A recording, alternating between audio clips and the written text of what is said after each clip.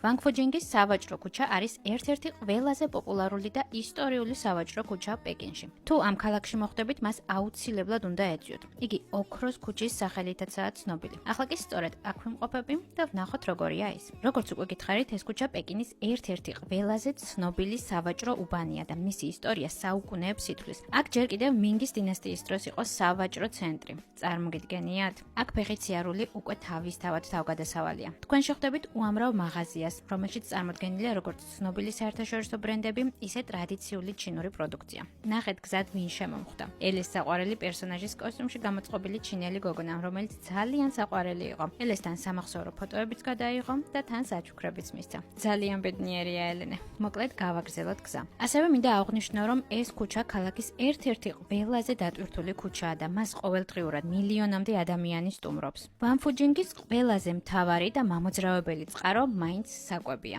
აქ შეხვდებით უამრავი საკვების ობიექტს, დაწყებული ფასტ-ფუდით, დამთავრებული მინი ბაზრებით, სადაც ადგილობრივ ეგზოტიკურ კერძებსა თუ ტკბილეულს დააგემოვნებთ. მოდი ერთ-ერთ მარკეტში შევიხედოთ ჯერ. აი ასეთი ფერადი და მრავალფეროვანი არჩევანია. ტკბილეული, ჩაი, ასევე ყველაფრის დაგემოვნება შეგიძლიათ, სანამ რამეს შეიძენთ. ეს ხილის ჩაი გემრიელი იყო სხვათა შორის. საბოლოოდ ეს ხილის ჟელისებრი ტკბილეული შევიძინე. როგორც მითხრეს, უნდა გახსნა და მთლიანად შეისრუდო.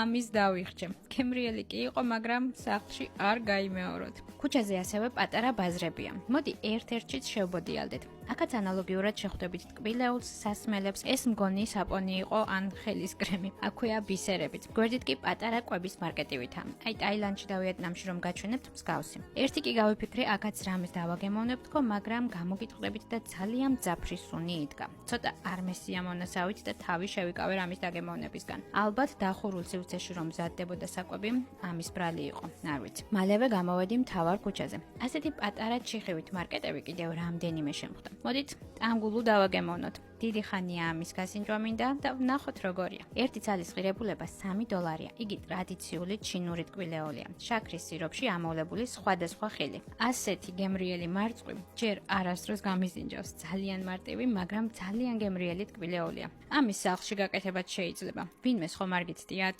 დროა ცნობილი მაჩას ნაყინი დავაგემოვნო. სანამ ჩინეთში წამოვიდოდით, ტრადიციისამებრ მოვიძიე ინფორმაცია აქაურობის შესახებ, ხო და სწორედ ამ ქუჩაზე, ამ სანაყინეში გვირჩევდნენ აი ამ ნაყინის დაგემოვნებას. ხო და ნახოთ, რა არის ასეთი. თუ ხალხის რიგს გავითვალისწინებთ, ცუდი არ უნდა იყოს, მაგრამ ამ ხელა რიგში დგომა ცოტა არ იყოს და მეზარება. თქვენ ჩადგებოდით ნაყინის გამო ასეთ რიგში? ისიც იყო წამოზლო დავაპირე, სულმა მაინც მძლია და ჩავდექი უზარმაზარ რიგში. და აი ესეც ცნობილი მაჩას ნაყინი. მისი ფასი $1 და